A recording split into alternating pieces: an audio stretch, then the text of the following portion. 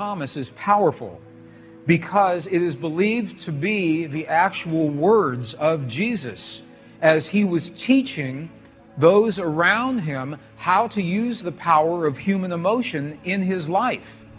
To unleash the force of the divine matrix in our lives, first, we have to understand how it works, and the science tells us how it works. Secondly, we must speak the language that the divine matrix recognizes, and science cannot tell us that.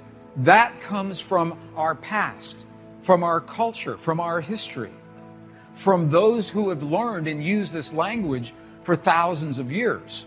So this is what we're doing right now. We're learning what did Jesus and what did the great masters say about this language.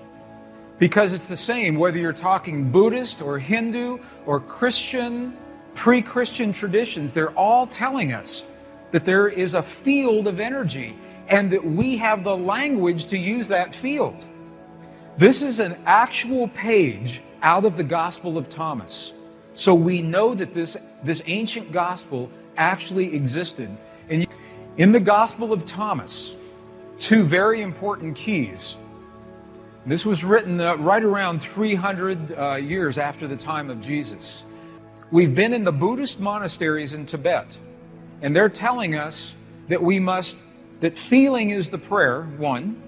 Two, that we must feel as if our prayers have already been answered. Okay, and now we're in an Egyptian monastery with the texts that used to be our tradition before they were edited. And we're going to look at the instructions that tell us how to do that. Look at what the Lost Gospel of Thomas says. It says, when you make the two, thought and emotion, one, look at what happens. You will say to the mountain, mountain, move away, and the mountain will move away. It's saying that when you can marry your thought and your emotion into one single potent force, that is when you have the power to speak. Let's go back to the Gospel of Thomas, another verse. Now this is verse 48. It says almost the same thing. This was so important that it was recorded at least 3 different times in the same gospel. If the two make peace with each other in this one house, they will say to the mountain, move away, and it will move away. He's telling us again, in a completely different verse, how powerful it is to marry thought and emotion. But they still haven't told us how. How do you do this? That's the next piece.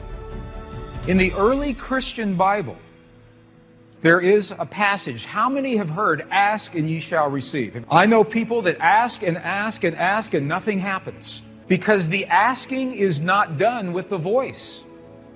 The asking is not done, please, please bring this to my world. That's not asking. To ask, we must speak to the field, to the divine matrix in the language that the field recognizes. And a language that's meaningful. The field doesn't recognize our voice, it recognizes the power of our heart.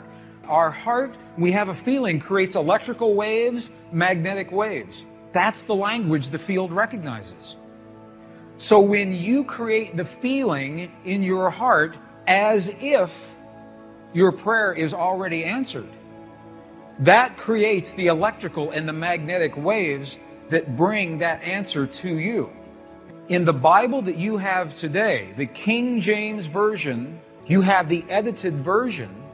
This is the edited version. Whatsoever ye ask the Father in my name, he will give it to you. Ask and ye shall receive. Okay, this is the edited version. This is so amazing to me because they took out the 2 sentences that tell us how to ask.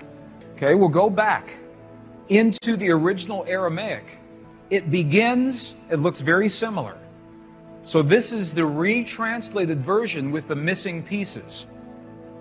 All things that you ask straightly, directly from inside my name, you will be given.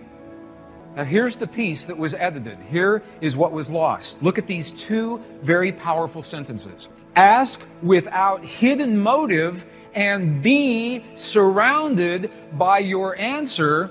Be enveloped by what you desire, that your gladness be full. Look at what it's saying. It's not saying to speak a word, it's saying to be surrounded, to feel as if your answer has already happened. If you want the perfect relationship in your life, if you want the healing in the body of your loved ones, feel the feeling of what it is like as if that has already happened. Be enveloped by what you desire, because that is when your thought and your emotion become one.